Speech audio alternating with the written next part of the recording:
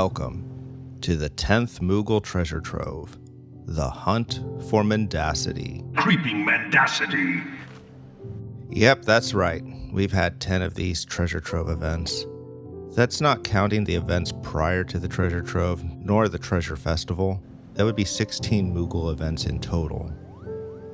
If you don't know, open up the Duty Finder. That's you on PC or Mac keyboards. Complete content with little Moogles next to them. When you finish, you will receive some irregular tomestones of Mendacity. Creeping Mendacity! Which can be exchanged for items with the itinerant Moogles in Gridania, Ul'dah, and Limsa. This Moogle treasure trove ends with the maintenance for patch 6.4. After that point, you will no longer be able to obtain the tomestones, but you should be able to exchange them until patch 6.5. The first few dungeons are the same as last time. The Sunken Temple of Karn is unlocked via a level 35 side quest, Braving New Depths, available from Nedrick Ironheart in Vesper Bay. Cutter's Cry is unlocked by picking up the quest Dishonor Before Death from Seibold in the Sapphire Avenue Exchange in Ul'dah. Dismeal Darkhold is unlocked with the quest Fort of Fear from Carlot in Korthus Central Highlands. Castrum Meridianum, the Praetorium, and the Port Decumana are all available again. These are all unlocked as part of the main scenario questline, which is the main story of this game. I believe for the first time we have the 4-player dungeon Hullbreaker Isle. It is unlocked by picking up the quest King of the Hull from Blozog in Revenant's Toll in Mordona. Tamtara Deepcroft Hard can be unlocked with the quest Corpse Groom from Peyoreo in the Steppes of Nald in Ul'dah. This dungeon actually continues the story of a party of adventurers you met early in the MSQ, and it is also connected to the Palace of the Dead. Next up is the Alexander Raid series. That's all 12 parts. Alexander can be unlocked by picking up the quest Disarmed in Idleshire. These are all worth 2 tomestones of Mendacity each. Creeping Mendacity! But some of these are really quick and they may be worth grinding. All of this content is available to you if you are on a trial account, assuming you unlock it. Yorha Dark Apocalypse, the series of Alliance raids based on the Nier games, unlocks through a questline starting with the Gossipy Dwarf in Tomra in the upper part of Kalugia. The first quest is available before the end of the Shadowbringers MSQ, but you can't continue until you finish Shadowbringers. All 3 raids are available and each rewards a different number of tomestones of Mendacity. Creeping Mendacity! The Sorrows of Warlight questline will not be available until you complete the post-Shadowbringers quest Old Enemies, New Threats. Then you can pick up Ruby Doomsday from the Resistance Officer in the Alamegan Quarter in the Locks. So this is all the Grindable PvE content this time. As for PvP, you can do Frontline or Rival Wings. However, trial players are still locked out of all PvP duties.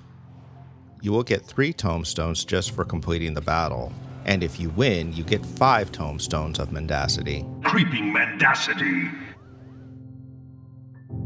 Now for the items you can purchase. These first few items are only available during Moogle events. For the 100 Tomestone Glamour accessory, we have a new item this time, the Porksy Earrings. Like most items unique to these events, it cannot go in the armoire, so you will need space in your glamour dresser for it. And again, for 30 tomestones, you can get a couple ostensibly special time-worn treasure maps. And of course there is a stack of 10 magic prisms of job mastery for 1 tombstone. The rest of the items are available elsewhere in the game at all times, so be aware that you can get these even when this event is over, though it may be kind of difficult. The MGP Platinum card is worth 50,000 MGP. These cards can also be acquired by completing lines in the Wondrous Tales from Chloe Aliapo in Idleshire. There are 2 items introduced during the Ishgardian restoration. The Megalotragus Horn is a mount from the 3rd phase of the restoration. And from the 2nd phase, Ballroom Etiquette Emphatic Elucidation teaches you the Insist emote. Both of these are still available from Eni in the Ishgard Firmament for Skybuilder scripts. They can also be bought and sold on the market board. The Kikern Earring is an award from a boss fate, Metal Gear's Revengeance 2 in the Dravanian Hinterlands. It is the 3rd fate of a 3-fate chain that begins with a collection fate that starts with Slick Tricks the Gobnamonous. The first 2 fates in the series you can probably solo, but for the last one you'll probably want some help. The Ixion Clarion is a mount that is usually purchased from Ashina in Rhalgr's Reach for 12 Ixion horns. These horns are obtained by defeating Ixion in the locks. The fate is one of those major boss fates that usually requires a few full parties to finish, and you can get at most 6 horns each time. You can also purchase this mount from Chloe Aliapo in Idleshire for 1 golden certificate, or from the foe commander right next to her for 400 foe leaves. The Reveling Kamwe Fife is a drop from Susano in the Pool of Tribute. And the Blissful Kamwe Fife is from Lakshmi in the Emanation. The normal versions of both these trials are unlocked during the Stormblood MSQ, and the extreme versions are unlocked by talking to the Wandering Minstrel in Kagane. Remember, the mounts only drop in the extreme versions. Both mounts can be purchased from Ashina in Rhalgr's Reach for the appropriate totems.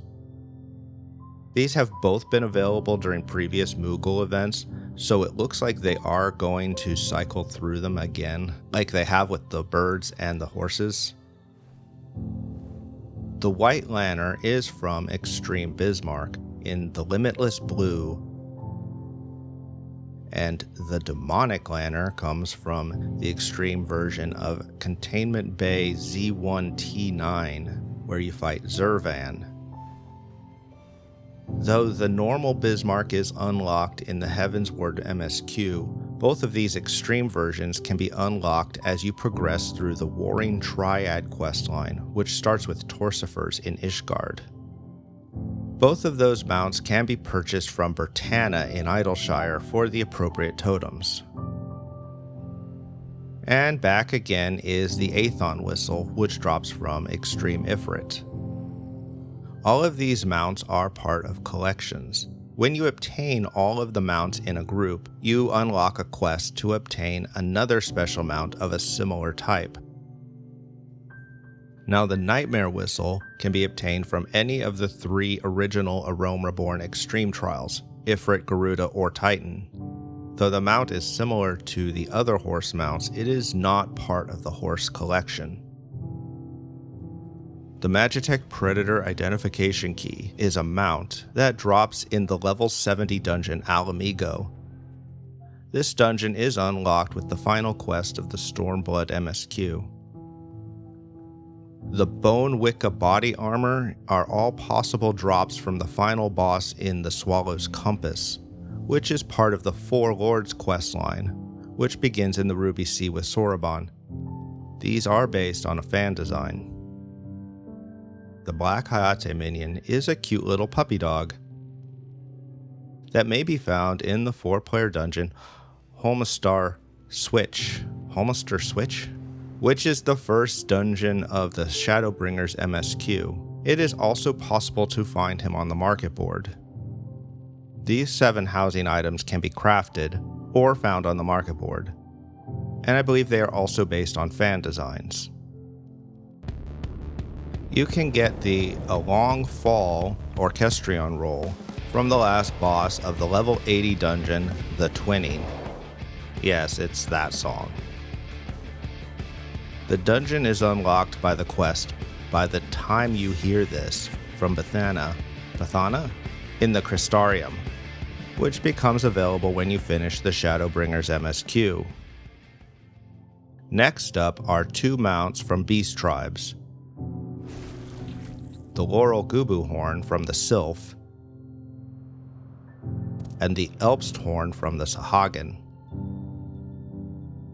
The Fibberty Gibbet Orchestrion roll is also from the Sylph, and Peace of Mind comes from the Vath.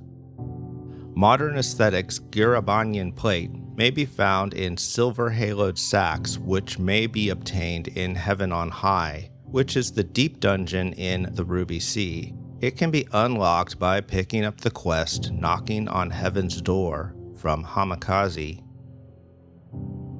The Succubus minion is normally sold by the Hunt Bill Master in your Grand Company headquarters. It costs 500 allied seals, which are obtained from A Realm Reborn hunts or from completing certain Blue Mage content.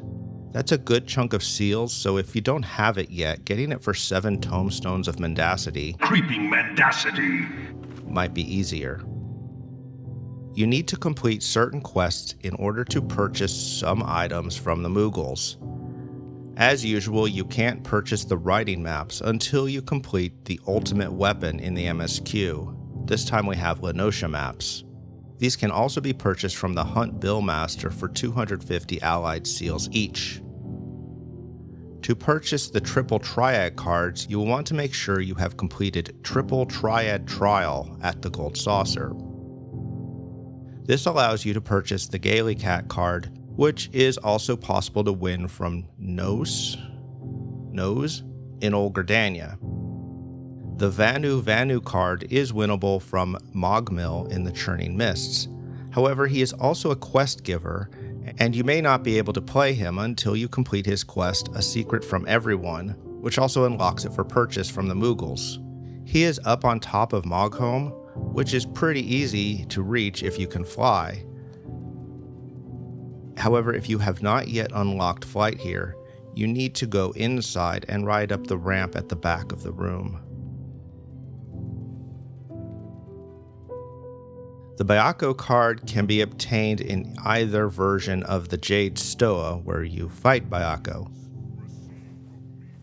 To purchase it, you will need to have completed the quest An Auspicious Encounter, which is the first quest in the Four Lords questline and requires you to complete both the Dungeon Hell's Lid as well as the Jade Stoa.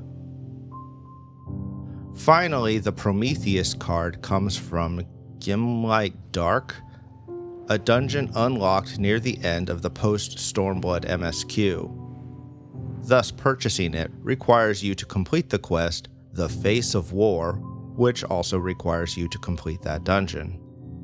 Remember, this event ends with the maintenance before 6.4, when you will no longer be able to get irregular tomestones of Mendacity. Creeping Mendacity. Anyway, thank you for watching. Goodbye.